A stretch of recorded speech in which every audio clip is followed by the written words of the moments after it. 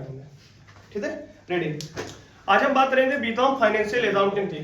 BCom management accounting का paper आपका हो चुका है और अच्छा हुआ है, बढ़िया हुआ है। मेरे ऑफलाइन बैच के जितने भी बच्चे थे उन्होंने अच्छा प्रदर्शन दिया और वो सभी यहाँ बैठे हुए हैं। तो मैंने एक डिसीजन लिया है, फाइनेंशियल अकाउंटिंग भी 1-2 यूनिट थी, 3 यूनिट थी, जो भी वीडियो डाल पाए मैं आपसे दावा करता हूँ, मेरे साथ जुड़िए, देखिए और बस आज भर पढ़ लीजिए, रात में पढ़ लीजिए, वीडियो देख लीजिए, पॉज करते देख लीजिए। 3-4 क्वेश्चन मैं दावे साथ देता हूँ आपसे कम से कम 20 से 30 ऐसे ज्यादा भी क्वेश्चन फंस सकते हैं, क्योंकि यूनिट फर्स्ट और यूनिट सेकंड की मैं पूरी चर्चा करने वाला हूँ। तो कौन सी यूनिट? यूनिट फर्स्ट और यूनिट सेकंड। तो यूनिट फर्स्ट की अगर बात करें तो इसमें क्या है, अकाउंटिंग के बारे में पूछा गया है। अकाउंटिंग है क्या, अकाउंटिंग का स्कोप क्या है, अकाउंटिंग का स्कोप क्या है। तो पूरी यूनिट से अगर हम बात करें तो आपकी यूनिट में है meaning, nature and scope of accounting, type of accounting, accounting principles, accounting equations, accounting conventions and Indian and international accounting standard. फिर है introduction and thoughts of the father of accountancy in India, Shri Kalyan Subramaniam Iyer. K S Iyer के बारे में है, इनका जन्म कब हुआ था। उसके बाद अकाउंटिंग मशीन्स के बारे में है, तो डबल एंट्री सिस्टम क्या है, प्रिपरेशन ऑफ जनरल क्या है, लेजर क्या है, ट्रायल बैलेंस क्या है, प्रॉफिट एंड लॉस अकाउंट क्या है, बैलेंस शीट क्या है, बिग एडजस्टमेंट, हमें इन पे बात करनी है। सबसे पहले अगर हम बात करें तो सबसे पहले अकाउंटिंग है क्या, अकाउंटिंग को समझने के लिए अगर हम बात करें तो हम चलते हैं, हमें एक क्वेश्चन पे आपके ऑब्जेक्टिव्स क्वेश्चन आने वाले हैं। तो हम ऑब्जेक्टिव्स क्वेश्चन सबसे पहले तो गुड्स किसे देते हैं, आपका क्वेश्चन आ सकता है कि गुड्स किसे देते हैं, बताओ भाई। अंतिम गुड्स किसे देते हैं, माल, माल किसे देते हैं। तो माल वह जिस वस्तु विक्रय हेतु क्रय की गई वस्तु, क्रय की गई वस्तु क्या कहलाती है, माल कहलाती है। ध्यान देना, विक्रय हेतु क्रय की गई वस्तु क्या कहलाती है, माल कहलाती है। अब सवाल उठता है क्रय, क्रय आप किसे करोगे, क्रय क्या है, क्रय विक्रय हेतु माल का क्रय करना, विक्रय माल तो खरीदना, माल खरीदना क्या कहलाता है, माल खरीदना क्रय कहलाता है, माल खरीदना। ध्यान रखना, अगर आप कोई संपत्ति खरीदते हो तो फिर आप एंट्री अलग बनाओगे। वो आती है, वस्तुएं 2 प्रकार की होती हैं व्यापार में। वस्तु कितने प्रकार की होती हैं, 2 थिंग्स होती हैं, 2 प्रकार की, एक होती है गुड्स और एक क्या होती है, नॉन गुड्स। नॉन गुड्स ही आपकी असेट्स होती हैं, नॉन गुड्स आपकी क्या होती हैं, असेट्स होती हैं। और जो गुड्स होती हैं, गुड्स को 2 टाइप से बात किया जाता है। अगर आप गुड्स को खरीदते हो तो वो कहलाता है परचेज, और अगर आप उसको बेचते हो तो वो क्या कहलाता है, सेल कहलाता है। अगर आपसे कोई पूछे तो परचेज अकाउंट कैसा अकाउंट है, तो वो नॉमिनल अकाउंट है, सेल्स भी नॉमिनल अकाउंट है। ठीक है, उसके बाद हम बात करते हैं परचेज रिटर्न, सेल्स रिटर्न। उसके बाद कहां से क्वेश्चन उठ सकते हैं, पहला क्वेश्चन आपका उठ सकता है कि कैपिटल क्या है, कैपिटल क्या है। तो व्यापारी द्वारा लाभ कमाने के लिए लगाई गई धनराशि पूंजी कहलाती है। कैपिटल क्या है, व्यापारी द्वारा, कैपिटल क्या है, व्यापारी द्वारा लाभ कमाने के लिए लगाई गई पूंजी, व्यापारी द्वारा लाभ कमाने हेतु लगाई गई पूंजी, लाभ कमाने हेतु लगाई गई धनराशि, लगाई गई धनराशि क्या कहलाती है, पूंजी कहलाती है। लगाई गई धनराशि पूंजी कहलाती है। क्लियर है, कैपिटल किसे देते हैं, व्यापारी द्वारा लाभ कमाने के उद्देश्य से व्यापार में लगाई गई धनराशि कैपिटल कहलाती है। आहरण किसे देते हैं, तो आहरण की बात करें, व्यापारी निजी खर्च के लिए जो पैसा व्यापार से निकालता है, स्वामी द्वारा निजी प्रयोजन निकाली गई धनराशि, व्यापार से स्वामी द्वारा व्यापार से निजी खर्च हेतु या निजी प्रयोग हेतु, निजी खर्च हेतु निकाली गई धनराशि, व्यापार से निजी खर्च हेतु निकाली गई धनराशि क्या कहलाती है, निकाली गई धनराशि क्या कहलाती है, आहरण कहलाती है। तो आहरण किसे देते हैं, पूंजी किसे देते हैं, दोनों चीजें आपको क्लियर हो गई। डेब्टर्स किसे देते हैं, देनदार किसे देते हैं। क्वेश्चन आ सकता है देनदार क्या है, देनदार तो ये हम सप्लायर देते हैं, क्या देते हैं, सप्लायर। किसे देते हैं, सप्लायर, देनदार। यानी थी देनदार तो ये सप्लायर नहीं, सॉरी, कस्टमर देते हैं। देनदार तो हम क्या देते हैं, कस्टमर देते हैं, देनदार तो हम कस्टमर, यानी कि जिसको हम माल, उधार माल बेचा जाता है, उधार माल जिसको हम बेचते हैं वो क्या होता है, देनदार। उधार माल बेचा वो क्या देता है, देनदार। और क्रेडिटर किसे देते हैं, तो क्रेडिटर मतलब लेनदार किसे देते हैं, जिससे हम उधार माल खरीदते हैं। उधार माल जिससे खरीदा जाता है, उधार माल जिससे खरीदा जाता है उससे क्या देते हैं, उसको क्या देते हैं, जिससे खरीदा जाता है उसको क्या देते हैं, खरीदा जाता है उसको क्या देते हैं, लेनदार कहते हैं। अब हम बात करते हैं आयगत व्यय क्या है, पूंजीगत व्यय क्या है और डिफर्ड रेवेन्यू टैक्स क्या है। आयगत व्यय, पूंजीगत व्यय और स्थगित आयतत वे क्या है। तो ये आपके क्लियर हो गए, कैपिटल क्या है, आहरण क्या है, डेब्टर्स क्या है, क्रेडिटर क्या है। आपसे पूछा जा सकता है गुडविल किसे कहते हैं, गुडविल। तो गुडविल आपकी क्या है, अमूर्त संपत्ति है। कैसी संपत्ति है, अमूर्त है, अदृश्य संपत्ति है। अमूर्त या अदृश्य संपत्ति है जिसे आप इंटेंजिबल असेट्स कहते हैं। क्या कहते हैं, इंटेंजिबल असेट्स कहते हैं। अभी इनकी बात आगे कर लेंगे, पूरा असेट्स का टॉपिक और लायबिलिटी का टॉपिक बहुत अच्छे से करने वाले हैं। लेकिन ख्याति के बाद आपसे पूछा कैपिटल क्या है, आहरण क्या है, डेब्टर्स क्या है, क्रेडिटर क्या है, गुडविल क्या है। उसके बाद आपसे पूछा जा सकता है बिजनेस किसे कहते हैं, व्हाट इज बिजनेस। तो लाभ कमाने के उद्देश्य से वस्तुओं का क्रय विक्रय क्या कहलाता है, बिजनेस कहलाता है। तो उसके बाद हम अदर खर्च की बात करें, एक्सपेंडिचर की बात करें, तो कितने प्रकार के होते हैं उन पर बात कर लेते हैं। यहां से आपसे 20 से 30 क्वेश्चन आने वाले हैं। आपसे पूछा जा सकता है फाइनेंशियल अकाउंटिंग में आपसे 2 या 3, जैसे फास्ट रिवीजन है, फास्ट रिवीजन में आपको क्या करना है, आपको एक क्वेश्चन को बहुत अच्छे से ध्यान देना है, क्योंकि कल आपका क्या है, पेपर है। कल आपका क्या है, पेपर है। तो अगर हम आयतत व्यय की बात करें तो आयतत व्यय ऐसे व्यय जो एक वर्ष के लाभों को प्रभावित करते हैं। आयतत व्यय ऐसे व्यय जो एक वर्ष के लाभों को प्रभावित करते हैं, वो क्या कहलाते हैं, आयतत व्यय कहलाते हैं। पूंजीगत व्यय, पूंजीगत व्यय क्या है, जो एक वर्ष से अधिक के लाभों को प्रभावित करते हैं, वो क्या होते हैं, पूंजीगत व्यय होते हैं। तो पूंजीगत व्यय क्या होते हैं, जैसे आपने मशीन खरीद ली, मशीन का खरीदना, भवन का खरीदना, संयंत्र का खरीदना, ये सब का सब आपका पूंजीगत व्यय कहलाता है। और उसके बाद आपका आता है, एक आता है डिफर्ड रेवेन्यू टैक्स जिसे देते हैं। तो स्थगित आयतत व्यय, यहां से क्वेश्चन आ सकता है, स्थगित आयतत व्यय जिसे देते हैं डिफर्ड रेवेन्यू टैक्स। क्या देते हैं, deferred revenue expenditure. Deferred revenue expenditure क्या है, जैसे आपने कहीं पर बड़ी बड़ी होर्डिंग्स देती होंगी, बड़ी बड़ी अगर आपने होर्डिंग्स देती हैं तो इन पर क्या होता है, ये खर्च होते हैं जो कई वर्ष के लाभों को प्रभावित करते हैं। अगर बड़ी होर्डिंग्स आपने कराई तो आपका 5 से 6 लाख 10 लाख रुपए व्यापार में खर्च होगा, आपको इससे कई साल तक लाभ होगा, क्योंकि वो होर्डिंग जल्दी से डलने वाली नहीं है। विज्ञापन पे तो आपका एडवर्टाइजमेंट एक्सपेंसिव, यानी कि विज्ञापन में क्या है, ये आपका डिफर्ड रेवेन्यू एक्सपेंडिचर है। तो विज्ञापन में जिसको कहते हैं एडवर्टाइजमेंट एक्सपेंसिव, क्या कहते हैं, एडवर्टाइजमेंट एक्सपेंसिव। एडवर्टाइजमेंट एक्सपेंसेस के बाद दूसरा क्या है, तो आपके प्रारंभिक व्यय। क्या है, प्रारंभिक व्यय, बोलते रहिए, क्या है, प्रारंभिक व्यय, जिसे कहते हैं प्रिलिमिनरी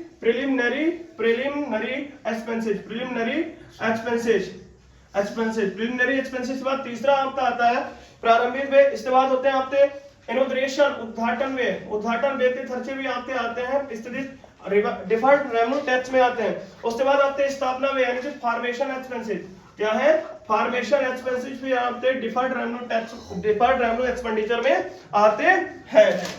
उसके बाद आपके आते हैं प्रत्यक्ष व्यय, अप्रत्यक्ष व्यय। तो प्रत्यक्ष व्यय, अप्रत्यक्ष व्यय में जो व्यय, जो खर्चे माल बनाने से संबंधित होते हैं, जो खर्चे व्यापार में क्रय से पहले के होते हैं, उनको क्या कहते हैं, प्रत्यक्ष व्यय कहते हैं। और ऐसे खर्चे जो व्यापार में माल बनाने के बाद या विक्रय बढ़ाने के लिए दिए जाते हैं, तो उनको क्या कहते हैं, अप्रत्यक्ष व्यय कहते हैं। उनको क्या कहते हैं, अप्रत्यक्ष व्यय कहते हैं। उसके बाद अगर हम बात करें तो पूंजीगत व्यय, कौन से व्यय, पूंजीगत व्यय। पूंजीगत व्यय में क्या होता है, तो पूंजीगत व्यय में पहला व्यय है आपका, आप असेट्स खरीदने के लिए जो पैसा खर्च करते हो, तो असेट्स आप खरीदते हो तो आप कहीं ना कहीं पूंजीगत व्यय करते हो। असेट्स किसे कहते हैं, व्यापार में प्रयोग आने वाली वे वस्तुएं जिनसे पुनः नकद वसूली की जा सकती है।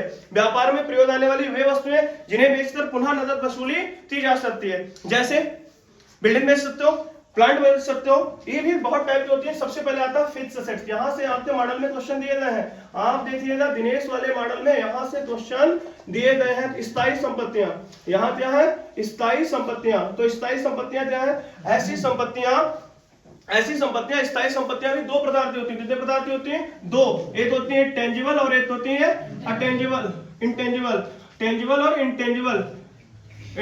तो इंटेंजिबल मतलब, टेंजिबल मतलब दृश्य, और दूसरी क्या है, अदृश्य। इनको हिंदी में दृश्य या अमूर्त भी कहते हैं, और इनको मूर्त भी कहते हैं। दृश्य के बाद इनको क्या कहते हैं, मूर्त संपत्ति कहते हैं। तो टेंजिबल में हमें क्या दिखाई देता है, टेंजिबल में जिन्हें हम देख सकते हैं, जिन्हें छू सकते हैं, जिन्हें महसूस कर सकते हैं। टेंजिबल असेट्स में आपकी क्या हो जाएगी, आपकी बिल्डिंग आ जाएगी। बिल्डिंग को आप देख सकते हो, छू सकते हो, महसूस करते हो। बिल्डिंग है, प्लांट है, फर्नीचर है, और फिक्चर्स है, मशीन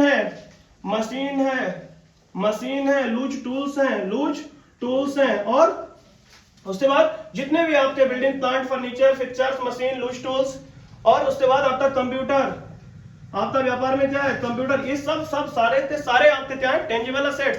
यानी यदि आपसे पूछा जा सकता है कि दृश्य संपत्तियां अमूर्त संपत्तियां कौन सी हैं या स्थायी संपत्तियां क्या हैं, तो स्थायी संपत्तियां में building, plant, furniture, pictures, machine, loose tools, computers. Intangible assets ऐसी संपत्तियां जो दिखाई नहीं देती हैं लेकिन जो व्यापार में प्रयोग की जाती हैं, जैसे गुडविल। गुडविल अभी हमने बताया था, गुडविल, पेटेंट क्या है पेटेंट्स, कॉपीराइट, कॉपीराइट है, कॉपीराइट भी आपकी अदृश्य संपत्ति है। ट्रेडमार्क क्या है ट्रेडमार्क, ये सारे के सारे आपके क्या है इंटेंजिबल असेट्स हैं, सारे के सारे क्या है इंटेंजिबल असेट्स हैं। उसके बाद अगर टेंजिबल असेट्स की हमने बात कर ली, इंटेंजिबल असेट्स की बात कर ली, एक फिक्स असेट्स तो दोनों हिस्से हैं। उसके बाद आता है इन्वेस्टमेंट, उसके बाद क्या आता है इन्वेस्टमेंट। इन्वेस्टमेंट भी आपका असेट्स होता है, इन्वेस्टमेंट आपका क्या होता है असेट्स होता है। तो इन्वेस्टमेंट भी दो प्रकार का होता है, कितने प्रकार का होता है दो प्रकार का। एक होता है लॉन्ग टर्म इन्वेस्टमेंट, एक क्या होता है लॉन्ग टर्म इन्वेस्टमेंट, और एक होता है शॉर्ट टर्म इन्वेस्टमेंट। कौन सा होता है short term investment. Long term का मतलब दीर्घकालीन, कौन सा होता है दीर्घकालीन विनियोग, और एक होता है अल्पकालीन विनियोग। दीर्घकालीन विनियोग किसे कहते हैं, तो दीर्घकालीन विनियोग वो विनियोग जो एक वर्ष से अधिक के लिए कहीं विनियोजित पैसा दिया जाता है वो दीर्घकालीन विनियोग कहलाता है, और जहां एक वर्ष से कम के लिए पैसा विनियोग दिया जाता है उसको अल्पकालीन विनियोग कहते हैं। अब आता है करंट असेट्स। तो यहाँ पर फिक्स असेट्स के बाद investment number 1, fix asset number 2 investment, number 3 आपका आएगा, तो नंबर 3 आपका आएगा करंट असेट्स। क्या आएगा करंट असेट्स। करंट असेट्स तो आप क्या कहेंगे चालू संपत्तियां। करंट असेट्स क्या है भाई चालू संपत्तियां। आपसे यहां से प्रश्न पूछे जाएंगे तो आपसे गलत नहीं होना चाहिए, चालू संपत्तियां। तो चालू संपत्तियां किन्हें कहते हैं, ऐसी संपत्तियां जिनका जीवन काल 1 वर्ष से अंतर्गत आता है। तो चालू संपत्तियों में आप क्या लगाओगे, चालू संपत्तियों में आपके डेब्टर्स होते हैं, देनदार आपके चालू संपत्तियां क्या है चालू संपत्तियां। देनदार आपके क्या है चालू संपत्तियां। आपके बिल्स पेबल क्या है देय विपत्र, बिल्स रिसीवेबल, बिल्स रिसीवेबल क्या है आपके प्राप्य विपत्र आपकी चालू संपत्तियां। Debtors, bills receivable, stock prepaid. उसके बाद और आपके क्या है और आपके मोटर कार तो आपके टेंजिबल असेट्स है भाई, मोटर कार टेंजिबल असेट्स है, मोटर कार क्या है टेंजिबल असेट्स है। ध्यान देना, आपसे भी पूछा जा सकता है मोटर कार व्यापार के लिए है तो दृश्य संपत्ति है, स्थायी संपत्ति है। कैसी संपत्ति है स्थायी संपत्ति है। उसके बाद आपसे प्रीपेड पूछा जा सकता है, accrued income, cash in bank, cash in hand, ट्रेसेड वैन। ये सारे के सारे आपके क्या है ट्रेसेड वैन, कैश इन हैंड, इस सारे के सारे आपके क्या है करंट असेट्स है। हाथ में रोकड़, हस्तगत रोकड़, बैंक में पैसा, ये सारे के सारे आपके क्या है करंट असेट्स हैं। तो ध्यान दीजिए यहाँ से क्वेश्चन कैसे बन सकते हैं। पहला क्वेश्चन आपसे पूछा जा सकता है कि भाई बताओ बिल्डिंग क्या है, तो बिल्डिंग आपसे पूछा जा सकता है मूर्त संपत्ति। नंबर 2 अमूर्त संपत्ति, नंबर 3 आपसे पूछा जा सकता है चालू संपत्ति। नंबर 4 आपसे पूछा जा सकता है दायित्व। तो आप तो भाई क्या लगाना है, बिल्डिंग मूर्त संपत्ति है, कैसी संपत्ति है मूर्त संपत्ति है। यहाँ पर हमने पढ़ लिया fix assets, investment, current assets. तो असेट्स के कितने टाइप होते हैं हमने इसको पूरी अच्छे तरीके से। फिक्स असेट्स क्या है, जिनको 1 साल से जहां फिक्स कर दिया जाता है। सीधी सी बात, फिक्स असेट्स में 2 प्रकार के, टेंजिबल और इनटेंजिबल। जिन्हें देखा जा सकता है, छुआ जाता, महसूस किया जा सकता है, टेंजिबल। जिन्हें देखा छुआ महसूस नहीं किया जाता लेकिन असेट्स होती हैं उनको intangible assets, goodwill, patent, copyright, trademark. बाकी आपके जो करंट असेट्स हैं तो वो आपके debtors, bills receivable, stock, prepaid, cash in hand, cash advance, accrued भी आपका कहां किस हेड में आता है, तो करंट असेट्स में आता है। उसके बाद अगर हम बात करें तो लायबिलिटीज की बात करते हैं। किसकी बात करते हैं लायबिलिटीज की सब हेड में क्या आता है, लायबिलिटीज में क्या आता है, तो हम लायबिलिटीज की बात कर लेते हैं। आपको बहुत ध्यान से देना है आपके क्वेश्चन कैसे बन सकते हैं। तो आपका क्वेश्चन ऐसे बन सकते हैं कि भाई बताओ स्टॉक क्या है। स्टॉक आपका क्या है, स्टॉक आपका चालू संपत्ति। आपसे पूछा जा सकता है कि चालू संपत्ति है देनदार, भवन, कंप्यूटर, गुडविल। तो चालू संपत्ति आपका क्या है भाई देनदार है। देनदार क्या है आपकी चालू संपत्ति है। आपसे पूछा जा सकता है कि स्थायी संपत्ति है building, cash in hand, cash advance, debtors. तो आपकी स्थायी संपत्ति क्या है बिल्डिंग है। स्थायी संपत्ति क्या है बिल्डिंग है। उसके बाद अगर हम दायित्व की बात करें तो फर्स्ट रिवीजन है। आपके बहुत सारे क्वेश्चंस मैं सोच रहा हूँ लेटते चलो, इसीलिए मैं बिल्कुल नॉन स्टॉप पढ़ाने की कोशिश कर रहा हूँ। आप लोग उतार लीजिएगा, बाद में देख लीजिएगा। अब आते हैं हम आपके बाद दायित्व। किस पे आते हैं दायित्व। दायित्व को अंग्रेजी में क्या कहते हैं लायबिलिटीज। फोन साइलेंट कर लो। लायबिलिटीज भैया बात मत करो। लायबिलिटीज में क्या है दायित्व दायित्व तसे पुनर्भुगतान करना होता है, जिनका हमें भुगतान करना होता है जो कंपनी के ऊपर या किसी पार्टनरशिप के ऊपर किसी एहतियाती व्यापार के ऊपर दायित्व के रूप में होते हैं, तो वो क्या होते हैं, वो आपकी लायबिलिटीज होते हैं। तो लायबिलिटीज भी कई प्रकार की होती हैं। Number 1 external liabilities, number 1 external liabilities बाहरी दायित्व, हाँ इंटरनल भी होता है। एक्सटर्नल लायबिलिटीज यानी थी बाहरी दायित्व। पहला क्या, बाहरी दायित्व। बाहरी दायित्व में क्या आता है, बाहरी दायित्व में आपके आते हैं secured loan, unsecured loan. Secured loan का मतलब सुरक्षित ऋण, जैसे इसमें आपके आते हैं गिरमी, इसमें आते हैं आपके डिवेंचर क्या आते हैं, डिवेंचर को हिंदी में क्या देते हैं, ऋण पत्र। क्या देते हैं, ऋण पत्र आते हैं सिक्योर्ड लोन में आते हैं। किसमें आते हैं, सिक्योर्ड लोन में आते हैं। मॉर्गेज लोन, कौन सा लोन, मॉर्गेज लोन, बंधक ऋण। मॉर्गेज लोन इसे क्या बोलते हैं, बंधक ऋण। अगर आपकी बात करें सारे के सारे एक्सटर्नल लायबिलिटीज में, उसके बाद आपसे पूछ लें तो अनसिक्योर्ड लायबिलिटीज, तो अनसिक्योर्ड लायबिलिटीज में आपके आता है बैंक लोन आपका अनसिक्योर्ड लायबिलिटीज है। कैसी लायबिलिटीज है, अनसिक्योर्ड लायबिलिटी। फिर आता है इंटरनल लायबिलिटीज, तो इंटरनल लायबिलिटीज जो व्यापार से संबंधित होती है, व्यापार के स्वामी से या जो व्यापार के अंदर। इंटरनल लायबिलिटीज तो आंतरिक दायित्व, कौन से, क्या कहेंगे भाई, आंतरिक दायित्व जो व्यापार से संबंधित होते हैं, तो इसे क्या कहेंगे, आंतरिक दायित्व। आंतरिक दायित्व क्या है, इसमें आपकी कैपिटल आ जाएगी, क्या आ जाएगी, कैपिटल आ जाएगी, सारे रिजर्व से आपके आ जाएंगे, सारे रिजर्व आ जाएंगे, जिसमें आपका जनरल रिजर्व आ जाएगा, क्या आ जाएगा, जनरल रिजर्व आ जाएगा, प्रॉफिट आ जाएगा। ये सारे का सारा आपका एक्सटर्नल लायबिलिटीज में आ जाएगा।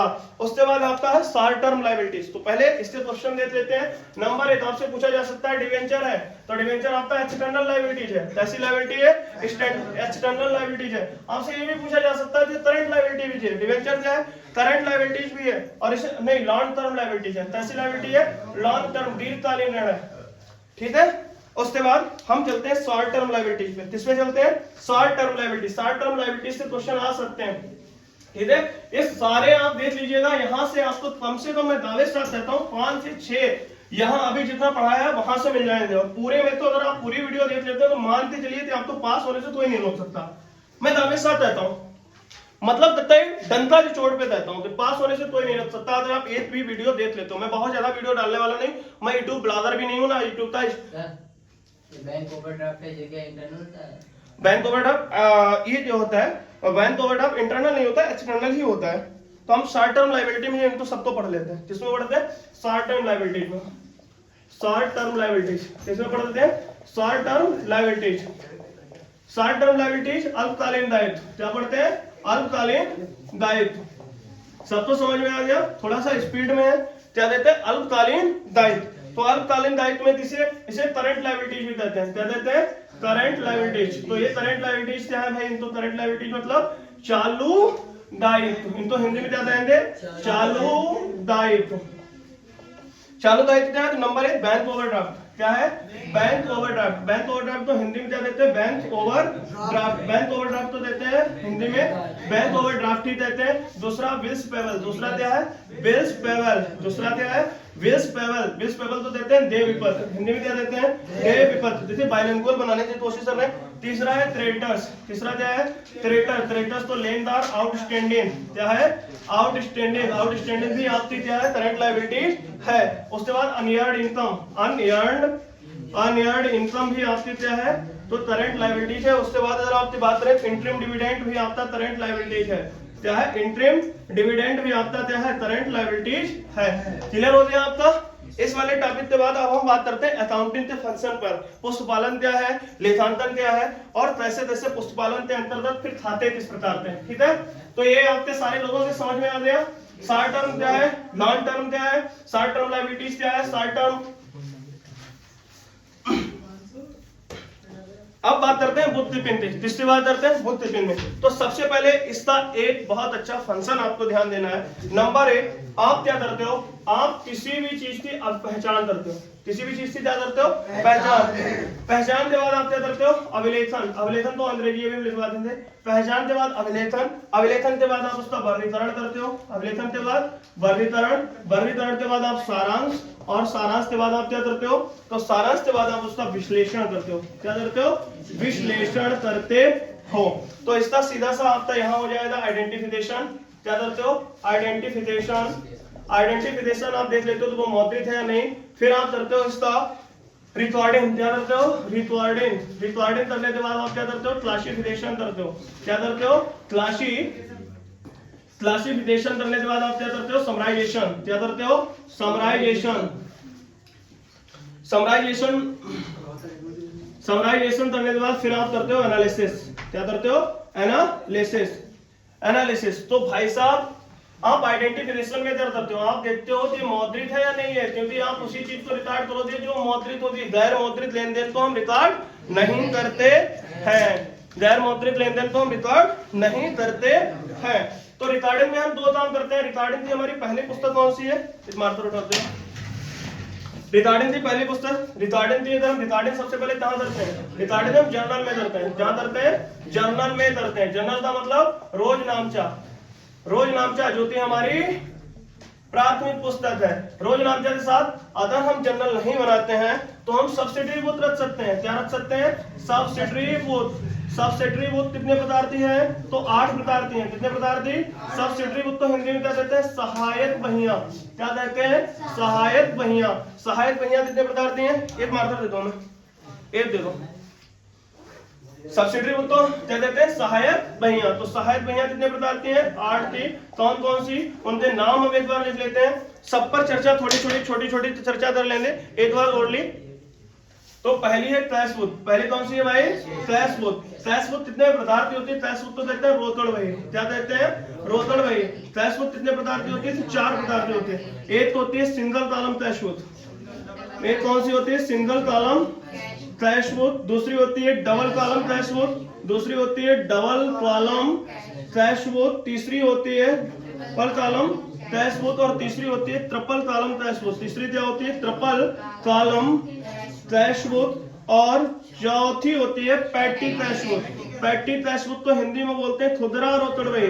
Patty cash book. Single column में क्या होता है? सिर्फ एक क्लैश का कॉलम होता है। किसका कॉलम होता है? क्लैश का। डबल जो होती है उसमें एक कॉलम तो डिस्काउंट का होता है, दूसरा कॉलम किसका होता है? क्लैश का।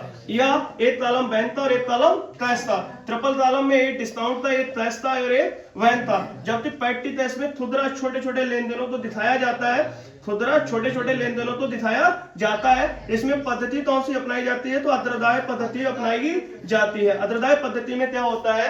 अंतर्दाय पद्धति में इधर आपने ओपनिंग बैलेंस आपका 1000 है, आपने 6 दिन में 7 दिन में जितने खर्चे दिए उसको खर्चा दिखाते, उसके बाद आप क्या करते हो? उसके बाद उतना खर्चा आप बड़े मुख्य रोकड़िए से ले लेते हो। उसके बाद फिर आपका वही ओपनिंग बैलेंस हो जाता है। तो ये आपकी कैश बुक कितने प्रकार की होती है? कैश बुक 4 प्रकार से होती है। Single column cash book, double column cash book, triple column cash book, patty cash book. तो कैश बुक 4 प्रकार से होते हैं। उसके बाद आपसे आती है परचेज बुक। परचेज बुक में क्या होता है? परचेज बुक में क्या लिखा जाता है? पहले एक बात तो कैश बुक में लिखा दिया जाता है। तो कैश बुक में नकद लेन देन को लिखा जाता है। कैश से लेन देन को, नकद लेन देन को लिखा जाता है। इसमें क्या लिखा जाता है? तो इसमें डेबिट साइड में रिसीव्ड लिखा जाता है। आपको जो प्राप्त हुआ वो डेबिट साइड में, और क्रेडिट साइड में आप पेमेंट लिखते हो। क्रेडिट साइड में आप क्या लिखते हो? पेमेंट लिखते हो।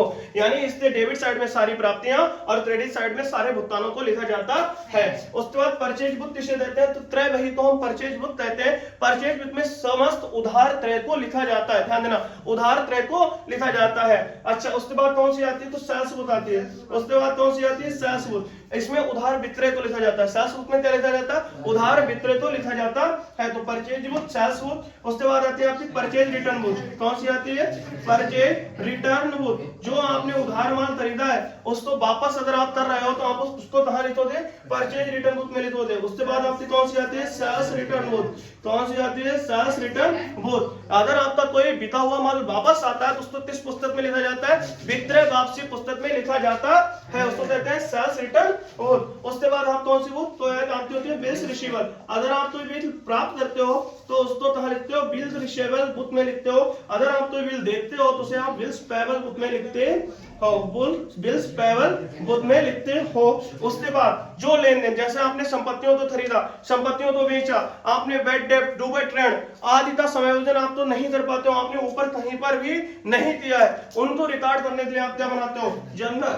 जर्नल प्रॉपर, उसको रिकॉर्ड करने के लिए आप क्या बनाते हो, जर्नल प्रॉपर, जिसे बोलते हैं मुख्य रोज नामचा, उसे क्या बनाते, उसे बोलते हैं मुख्य रोज नामचा। मुख्य रोज नामचा में 4 प्रकार की एंट्री आती जाती है। कितने प्रकार की एंट्री आती जाती है, 4 प्रकार की। तो पहली एंट्री क्या होती है, पहली एंट्री इसमें करते हैं adjust opening entry closing entry. पहले क्या होते हैं इसमें, ओपनिंग एंट्री और क्लोजिंग एंट्री। ओपनिंग एंट्री किसे देते हैं, क्लोजिंग एंट्री किसे देते हैं, अभी हम इसे आगे समझा लेते हैं। तो ओपनिंग ये पूरा क्लियर हो गया सब। तो पहचान, अभिलेखन, वर्गीकरण, सारांश, विश्लेषण यानी कि आइडेंटिफिकेशन, रिकॉर्डिंग, क्लासिफिकेशन। इसको थोड़ा सा और देख लेते हैं। सारांश, समराइजेशन, तो हमने अभी रिकॉर्डिंग पढ़ा है, समराइजेशन, समराइजेशन अभी हमें इसे और पढ़ना है। तो सब्सिडरी बुक, उसके बाद सब्सिडरी बुक जर्नल, जर्नल में हम क्या करते हैं, तो रोज नामचा की तरह हम बात करें, किसकी बात करें, रोज नामचा की। तो रोज नामचा क्या है, रोज नामचा प्रधान प्राथमिक पुस्तक है। ऐसी पुस्तक है प्राथमिक जिसमें रिकॉर्ड दिया जाता है दैनिक लेन देनों को रिकॉर्ड दिया जाता है। इसमें तिथिवार लेन देनों को रिकॉर्ड दिया जाता है। कैसे लेन देन को, तिथिवार। इसको डेट कैसे लिखी जाती है, तो इसमें सबसे पहले ईयर लिखे जाते हैं, फिर मंथ लिखे जाते हैं, फिर दिन लिखे जाते हैं। तो बाई डीडी के तरीके से लिखा जाता है। उसके बाद रोज नामचा तो अंग्रेजी के फ्रेंच भाषा से जोर शब्द से उत्पत्ति हुई। किस शब्द से, जोर शब्द से, जिसे फ्रेंच भाषा का शब्द है। कौन सी भाषा का शब्द है, फ्रेंच भाषा का शब्द है। आपसे पूछा जा सकता है रोज नामचा व्यापार की तैसी पुस्तक है, प्राथमिक पुस्तक है। रोज नामचा किस भाषा से बना है, जोर भाषा से बना है। जोर भाषा किस भाषा का है, तो वो फ्रेंच भाषा का है। उसके बाद इसमें लेन देन कैसे लिखे जाते हैं, तिथिवार लिखे जाते हैं, क्रमवार लिखे जाते हैं। इसमें डेट किस तरीके से लिखते हैं, बाई पहले ईयर, फिर मंथ, फिर दिन लिखे जाते हैं। अगर हम सब्सिडरी बुक लेते हैं, cash book, purchase book, sales book, purchase return book, sales return book, bills receivable book, bills payable, journal proper. उसके बाद कैश बुक कितने प्रकार के हैं, single column cash book, double column cash book, triple column cash book और petty cash book. उसके बाद हम बात करते हैं क्लासिफिकेशन की। ये हम रिकॉर्डिंग में काम करते हैं। अभिलेखन में हम जर्नल या सब्सिडरी बुक में अपने लेन देनों को रिकॉर्ड कर लेते हैं। उसके बाद हम क्या पढ़ेंगे, क्लासिफिकेशन। क्या पढ़ेंगे, क्लासिफिकेशन। क्लासिफिकेशन में हम क्या करते हैं, भाई साहब समझ लो, रिकॉर्डिंग में हमने जितने भी लेन देन हम भीख मांगते आए, एक तो आदमी भीख मांगने गया, उसे उस थैले में दाल भी मिली है, चावल भी मिले हैं, चने की दाल मिली है, नमक मिला है, मिर्चा मिला है, सारा का सारा उसमें रखा है। अब हमें छांटना है। छांटना मतलब अभी हमने जितने रिकॉर्ड दिए हैं लेन देन, उन रिकॉर्डों को अलग अलग अकाउंट बनाने हैं, यानी कि उनकी क्या करनी है, क्लासिफिकेशन करना है, उनका वर्गीकरण करना है। वर्गीकरण करने के लिए हम क्या बनाएंगे, लेजर बनाएंगे। क्या बनाएंगे, लेजर। तो लेजर को हम प्रधान पुस्तक भी कहते हैं। क्या कहते हैं, प्रधान पुस्तक कहते हैं। तो लेजर यानी कि खाता बही। क्लासिफिकेशन में क्या काम होता है, खाता बही का काम होता है। किसका, लेजर। लेजर को हम क्या कहते हैं, खाता बही। खाता बही जो व्यापार की क्या होती है, प्रधान पुस्तक होती है। व्यापार की क्या होती है, प्रधान पुस्तक होती है। व्यापार की प्रधान पुस्तक कौन सी होती है, तो खाता बही व्यापार की प्रधान पुस्तक होती है। इसमें हम क्या करते हैं, इसमें हम 2 काम करते हैं। नंबर 1 तो हम पोस्टिंग करते हैं। पोस्टिंग जब हमारी हो जाती है उसके बाद हम बैलेंसिंग निकालते हैं। क्या निकालते हैं, बैलेंसिंग। और बैलेंसिंग निकालते हैं फिर हम समराइजेशन करते हैं। समराइजेशन का मतलब हम ट्रायल बैलेंस बनाते हैं। क्या बनाते हैं, ट्रायल बैलेंस। बैलेंसिंग होने के बाद हम क्या बनाते हैं, तलपट बनाते हैं। और तलपट बनाने के बाद हम क्या बनाते हैं, तलपट की सहायता से हम क्या बनाते हैं, फाइनल अकाउंट बनाते हैं। और फाइनल अकाउंट में 3 चीजें आती हैं। कितनी चीजें, 3 चीजें। एक तो आता है ट्रेडिंग अकाउंट। क्या आता है, ट्रेडिंग अकाउंट। यहां ध्यान देना, यहां जो फाइनल अकाउंट होते हैं उसमें अगर 2 प्रकार की कंपनीज होती हैं। कितने प्रकार की होती हैं, 2, निर्माणी और गैर निर्माणी। निर्माणी और गैर निर्माणी यानी मैन्युफैक्चरिंग और नॉन मैन्युफैक्चरिंग। अगर निर्माणी कंपनी है तो वो पहले मैन्युफैक्चरिंग अकाउंट बनाएगी। कौन सा अकाउंट बनाएगी, मैन्युफैक्चरिंग अकाउंट बनाएगी। और उसके अगर गैर निर्माणी है तो वो क्या बनाएगी, ट्रेडिंग अकाउंट बनाएगी। ट्रेडिंग अकाउंट बनाने के बाद दूसरा अकाउंट कौन सा बनाया जाता है, पी&एल अकाउंट बनाया जाता है। और तीसरा क्या बनता है, तीसरा अकाउंट नहीं होता है, तीसरा स्टेटमेंट होता है। आप ध्यान रखना, आपसे ये भी क्वेश्चन पूछा जा सकता कि निम्न में से खाते हैं या निम्न में से खाता नहीं है। लाभानी खाता, व्यापारी खाता, आर्थिक चिट्ठा।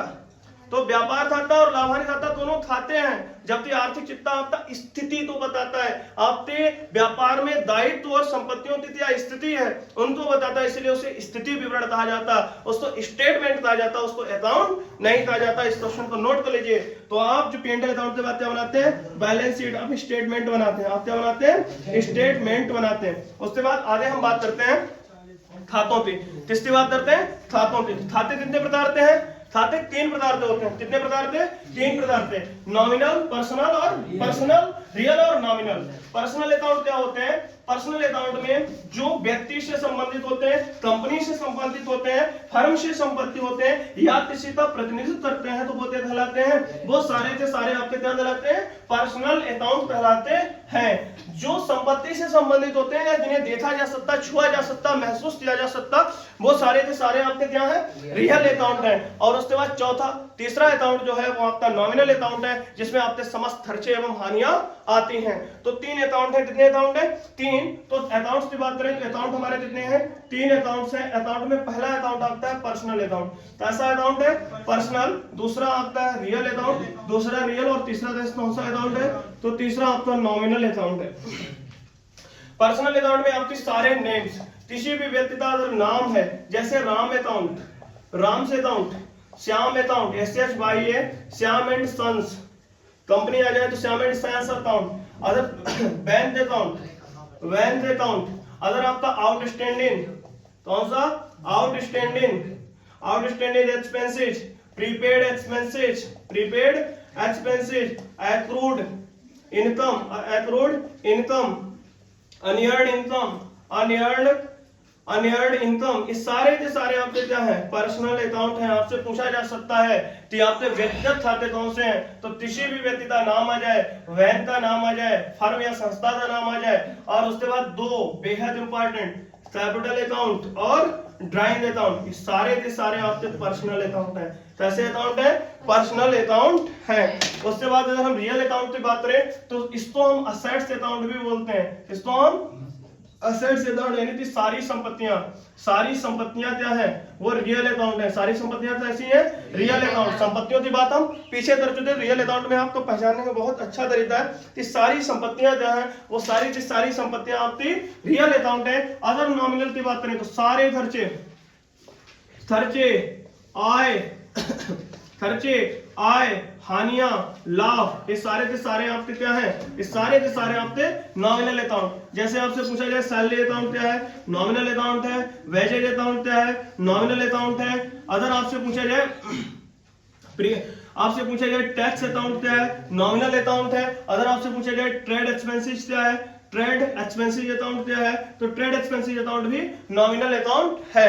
पर्सनल अकाउंट के नियम क्या है, अगर पर्सनल अकाउंट के नियम की बात करें तो पर्सनल अकाउंट का नियम है receiver the debit the receiver. Receiver यानी कि पाने वाला क्या होता है, पाने वाले तो डेबिट कर दो और देने वाले तो क्रेडिट कर दो। आया यानी कि कम जो हुआ है, comes in debit, goes out credit, goes out क्या है, क्रेडिट। यहाँ क्या है, all loss and expenses are debited, यहाँ डेबिट कर दो। और इनकम एंड प्रॉफिट गैंस क्या कर दो, क्रेडिट कर दो। ये नियम है। आपके सारे लॉस, सारे खर्चे डेबिट होते हैं, सारी इनकम, सारे प्रॉफिट क्रेडिट होते हैं। सारे रिसीवर, पर्सनल अकाउंट में रिसीवर आपका डेबिट होता है, गिवर आपका क्रेडिट होता है। रियल अकाउंट में क्या होता है, जो आता है वो डेबिट, गया है क्रेडिट। यहाँ ध्यान देना, कैश अकाउंट आपका रियल अकाउंट है। कैश अकाउंट कैसा अकाउंट है, रियल अकाउंट है। ध्यान रहेगा, कैश अकाउंट आपका रियल अकाउंट है। उसके बाद अगर हम बात करें तो कुछ अकाउंट्स के नाम ऐसे ही लिखवा देते हैं, वैसे तो आपको याद हो रहा। मैं एक फॉर्मेट बनवाता हूं, उसमें आपको बैलेंस याद रखने, किसका क्या बैलेंस रहता है। ठीक है, ये क्लियर हो गया। तो खास जल्दबाजी तो नहीं है।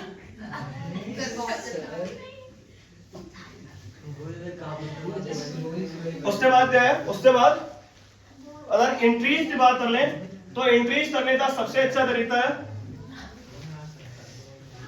एंट्रीज करने का सबसे अच्छा तरीका क्या है,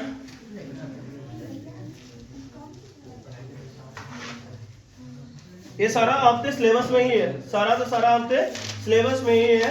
बाय घटना क्या है, एक अब थोड़ा सा एक सर्किल की बात कर लें तो ये सर्किल जो है अकाउंटिंग साइकिल क्या है, अकाउंटिंग साइकिल पूछा जा सकता है। अकाउंटिंग साइकिल क्या है, CYCLE साइकिल। तो सबसे पहले क्या होता है, ट्रांजैक्शन। सबसे पहले ट्रांजैक्शन के बाद क्या होता है, ट्रांजैक्शन के बाद आप जर्नल रिकॉर्ड करते हो। क्या रिकॉर्ड करते हो, जर्नल के बाद आप क्या, लेजर के बाद आप क्या बनाते हो, ट्रायल बैलेंस के बाद आप क्या बनाते हो, ट्रायल बैलेंस के बाद आप ट्रेडिंग अकाउंट बनाते हो। ट्रेडिंग अकाउंट के बाद आप क्या बनाते हो, P&L अकाउंट, और P&L अकाउंट के बाद आप क्या बनाते हो, बैलेंस शीट के बाद आप फिर ट्रांजैक्शन। तो आपका ये अकाउंटिंग साइकिल हो गया। इस अकाउंटिंग साइकिल को आप कायदे से देख लीजिएगा। उसके बाद पॉज करो, क्या हुआ?